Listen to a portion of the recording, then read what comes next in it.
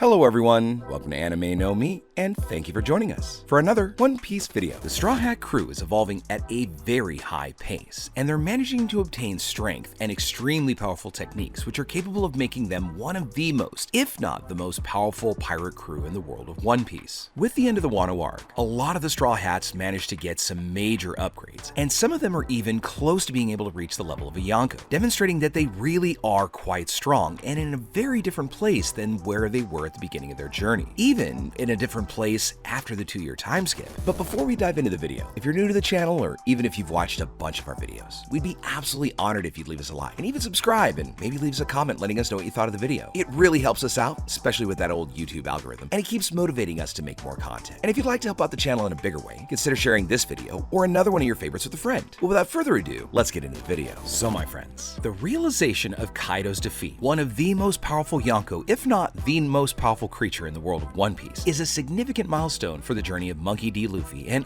all of his companions that have tried their best to achieve this feat, as well as make it this far on the Grand Line. So by defeating this relentless adversary, Luffy has now solidified his reputation as one of the most formidable pirates and has also gained some massive influence within the pirate world. And he now has become one of the 4 most powerful pirates in the One Piece world, being named as a Yonkou. The bounty increase that Luffy received after defeating Kaido was colossal. The world government, fearing the Straw Hats' growing power, has increased their bounty to a stratospheric amount. And now, Luffy's bounty exceeds the billions of berries mark, which puts him on a completely different level compared to other pirates around the world. This exorbitant bounty reflects both the impressive feat of defeating Kaido, as well as the recognition of his power and the threat that Luffy now poses to the world balance. And this is what makes Luffy a truly renowned pirate in the world. And in addition to that boost in his bounty itself, Kaido's defeat and Luffy's rise to the title of Yonkou brought some great relevance to the protagonist and his crew, because being one of the Yonkou means one of the 4 most powerful pirates in the world. And this prominent position puts Luffy in a new level of respect and fear comparable to the current Yonkous Buggy, Shanks, and even Blackbeard. The development of strength that Luffy displayed when defeating Kaido is also quite remarkable, because as I mentioned earlier, Kaido is known as the strongest creature in the world, and is considered one of the most powerful beings in the entirety of the world of One Piece. He's notorious for his preternatural endurance, overwhelming strength, and is also capable of causing massive destruction on a simply colossal scale. So Luffy's victory over Kaido shows not only incredible growth of his combat skills, but also the ability to overcome seemingly insurmountable challenges and odds, further demonstrating that great ambition that he has to achieve his goals. Now, as a Yonkou, Luffy becomes a pirate that is central to the political dynamics and balance of the actual power in the world of One Piece. His influence now extends not just to other pirates, but to the world government and other Yonkou themselves. This achievement of defeating Kaido also propels the narrative towards even more epic events and ever-increasing challenges, as well as elevating his position as one of the closest contenders to obtaining the title of Pirate King. In short, the relevance, bounty, and reward and strength that Luffy gained after defeating Kaido and becoming a Yonkou are enormous. His reputation as one of the most powerful pirates in the world has been amplified, and this is going to make him a source of inspiration for other pirates, as well as becoming a greater danger to the Marines, the world government, and any other pirates that may cross his path. This achievement is ultimately a testament to Luffy's exceptional growth as a pirate, as well as his determination to achieve his dream of becoming the next Pirate King, a goal that currently all the powerful pirates seem to be looking to go after right now. In terms of power, but more importantly potential, Monkey D. Luffy is one of the more formidable among the 4. Now, as the protagonist of One Piece, he does get that plot arm, and Luffy is also captain of the Straw Hat Pirates and possesses an extremely powerful and rare devil fruit, the formerly known Gomu Gomu no Mi, which is now actually revealed to be the Hito Hito no Mi modeled Nika, or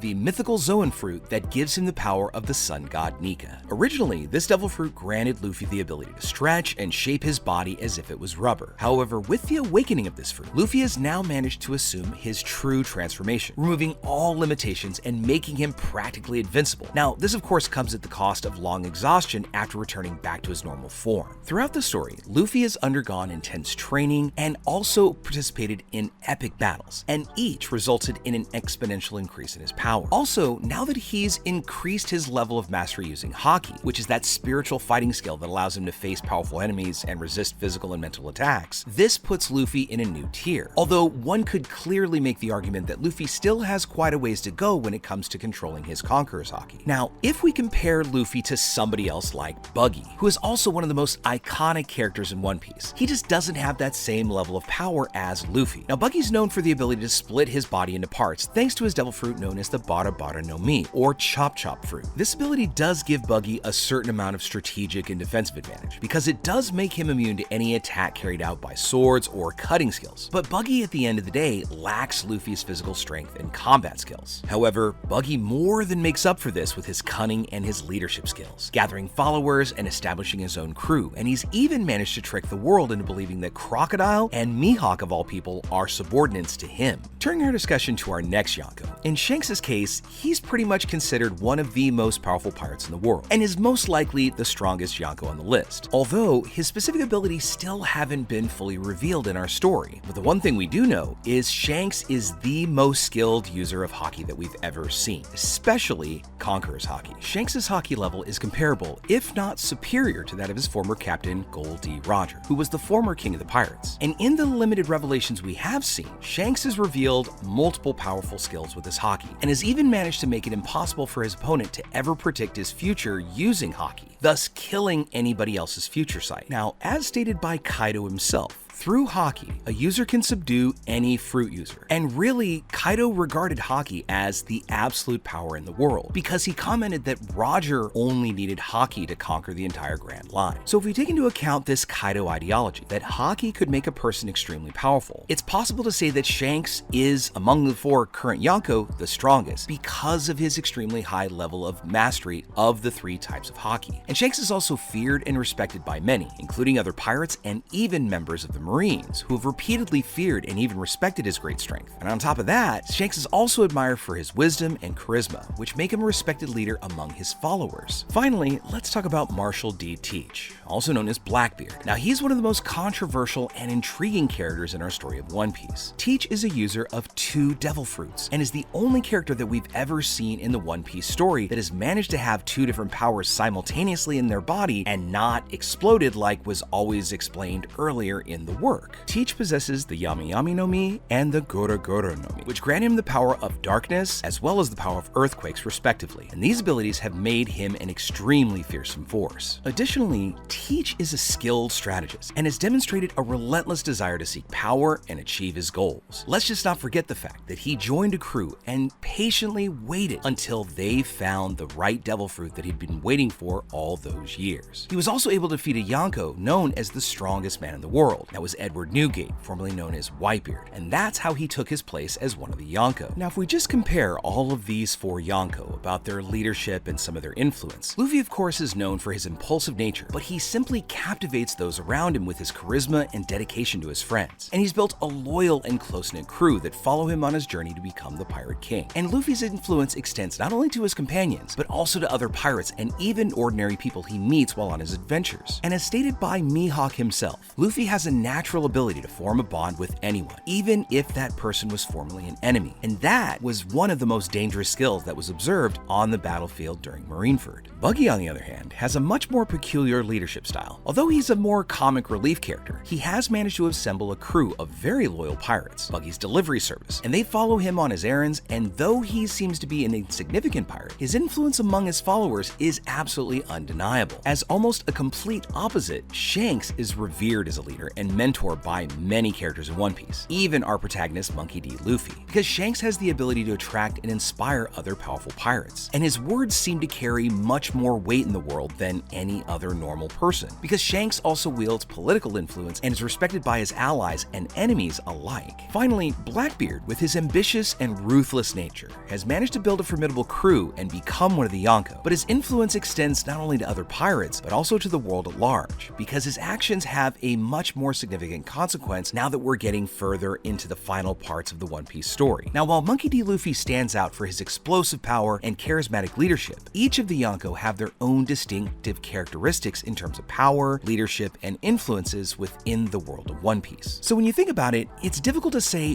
which Yonko is at the top of the list or the bottom, because each excels in a different area. One might be the best in combat, where another one might be better at diplomacy or world influence. And it really also depends on the circumstances and who they're facing. However, based on this said information, Luffy still finds himself in a solid and very elevated position among the Yonko. See, he's neither the weakest nor the strongest. In a fight, he could actually manage to defeat these three other Yonko depending on the situation he found himself in. He'd easily be able to subdue Buggy, Teach, and if it came to Shanks, we have to also consider Luffy's unlimited evolutionary capacity, and the fact that many in the community have argued that we still haven't seen the full transformation of the Nika Nika fruit. Most in the community, and even here on the channel, have speculated that what we've seen so far in Gear 5th is Luffy's hybrid form. When we see him in his human form and the rubbery powers, that's in his base human form. And with any Zoan, we've seen that there's a human form, a hybrid form, and then finally a full animal form. And if we take a leaf out of, say, Sengoku's book, where we saw him fully and completely turn into a giant golden Buddha, we have to wonder